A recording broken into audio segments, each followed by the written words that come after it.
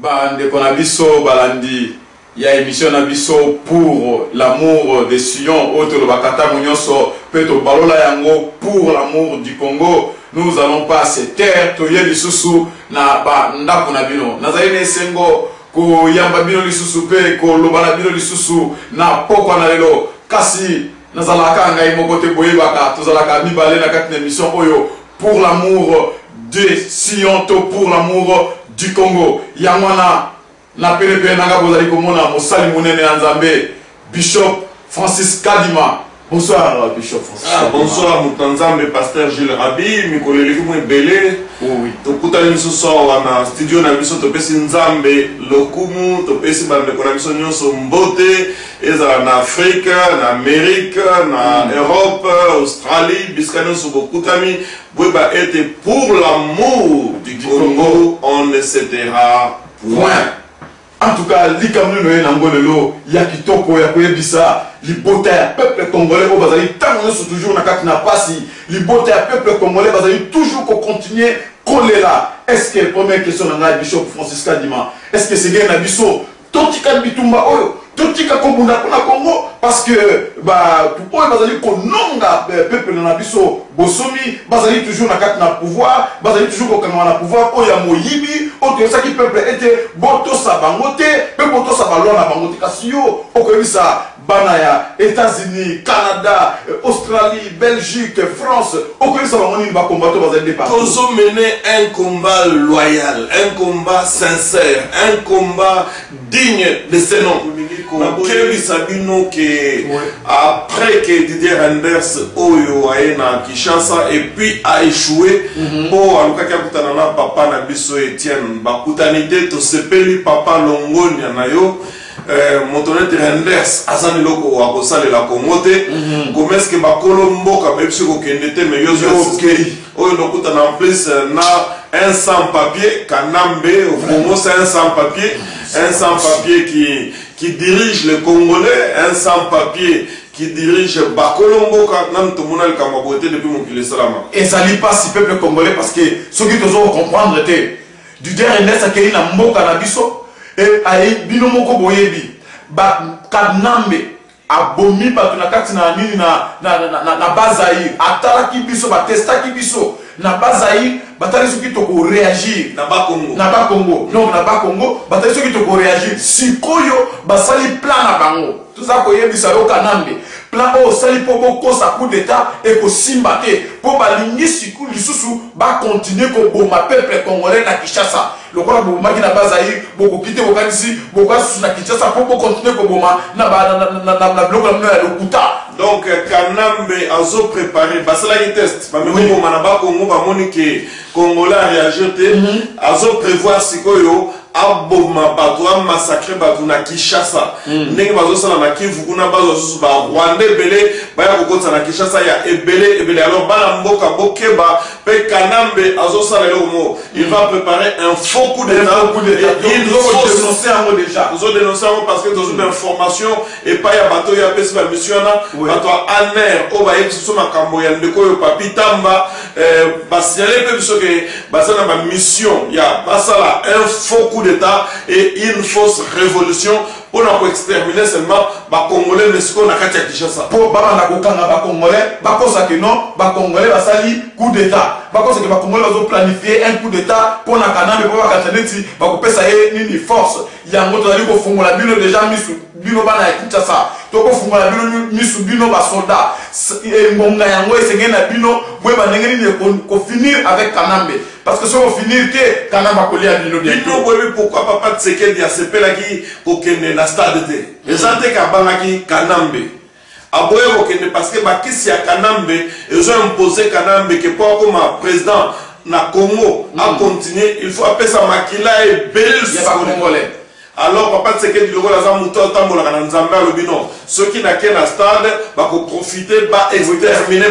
ba boma makile sopana comme ça Kanamba zo makilo na mana mona bango ya bongo ya molili alors ba botela makilo na pesi pona zo pouvoir ya ngozo mona azo ko kosala le monte en tout cas nzambe apambola papa Tsekedi coup de temps ya ngosala ya lokuta wana to dénoncer en déjà la force révolutionnaire ngosala to zo dénoncer en bazo sala biloko yo pour bas occasion ya ko boma ba congolais belé mais à partir de la capitale wana me boko ka yango tozali ko bisa na président na biso élu démocratiquement na peuple congolais président Etienne Tshisekedi notre président s'il vous plaît papa ko pesa batu oyo lilobate ko yebisa bango jamais que non nani Kanambe a gagné qui pouvoir Kanama toujours na liloba na yo o ko yebisa bango que non Kanambe azwa quitté na élection ko ni matene tu Jean-Pierre Bemba asala kita ko pesa ki mbongo ale mbongo andimi que non c'est vrai moi na oyo azala ki akoma ki président yango akoma ki président mais yo ko mate papa Etienne ko mate notre président et monde occulte monde des ténèbres ezo sengelo ko moko Kanamba pesa makila ba congolais belé na papa Tshisekedi a lâché phrase a lâché la parole que dans deminde Kanamba za président ce qui a lâché ka biloko na a pesi pouvoir na monde mystique papa Tshisekedi ko pesa parole wana te ko pesa parole wana te ya onde bazoluka par tous les moyens ba benga yo kotoyo ba benga yo awa pono lâché ka phrase et ko za lokola Esaú ateki bokonzi na ye et pas ya mwana muke ce que le bika bon Nandemi Kanamba la président et Sili Oteki opposition Nyoso.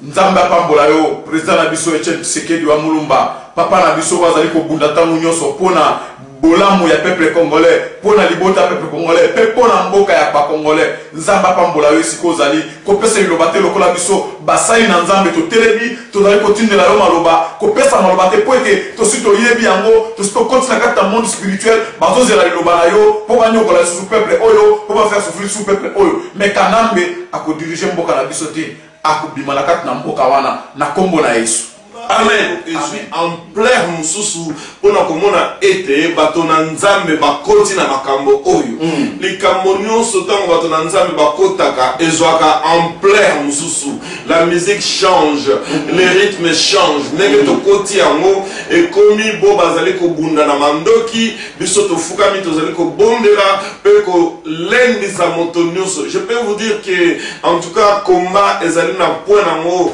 ezali ko kin na ko atteindre paroxysme non ils comme un niveau encore plus élevé parce que en tout cas calamité monguna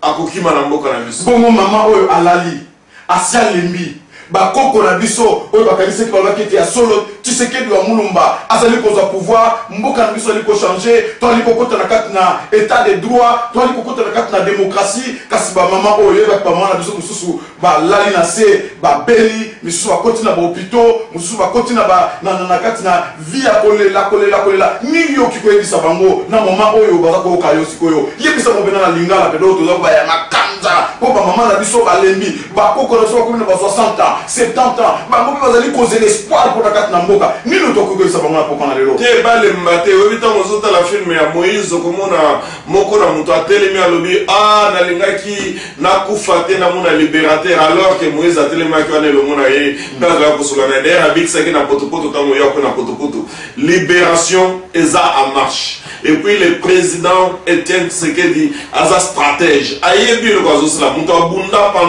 pendant plus de 30 ans donc asa muto yo ayebi le kwazo sala toujours encourager muto moko alembate maman balembi na ma likambo kitoko ya koyebisa bino zaki na solo na mundele moko alobi boye alobi biso ba mindele tozo kamwa parce que bana o bakoti na ba manifestation bana ba ko benga ba combattant bana mike wana bakenda jamais na Congo bakenda jamais na Kinshasa bayebi toute histoire ya Congo te mais bano bakoti na bitumba oyo balobi ba mindele ba bitozo kamwa to comprendre que l'élite et je vais aller moussolo ba maman na bole mbate parce que bino boganga ki pe na simana bino bato bazali be ko fulisa ma donc public ozo kota na bitumbe comme belé et comme belé biso to kanisa ke ba combattant ezaka kabiso mo na poto awa te combattant za na Kinshasa combattant za na Congo aza na Équateur na Kivu aza na base ba Congo aza na Kasai aza na Katanga oyo ateka kamikate wana aza combattant moteki nguba aza combattant teka mai na balabala aza combattant Kanambe tango na ye ezali lisusu te tango na ye sili mama kolemba te po na sima na yo bato ba ye bele pe mboka wana ezosikola ngana za ko bisala ba de ko na biso o bazali ba jeune Bible lobi était Yohana Yesu yemoko azali koloba alobi ce que j'ai caché aux vieillards je les ai révélés à vous les jeunes. Donc nous avons la biso ba jeune bino ba jeune sika bozali botele ba pona mboka na bino parce qu'il y a mon des alliés à venir na bino ya lobby to ko construire mboka wana to ko tonga mboka na biso na ya Congo na bino ba jeune po bozali kotangola de partout o bozali ko kotanga pour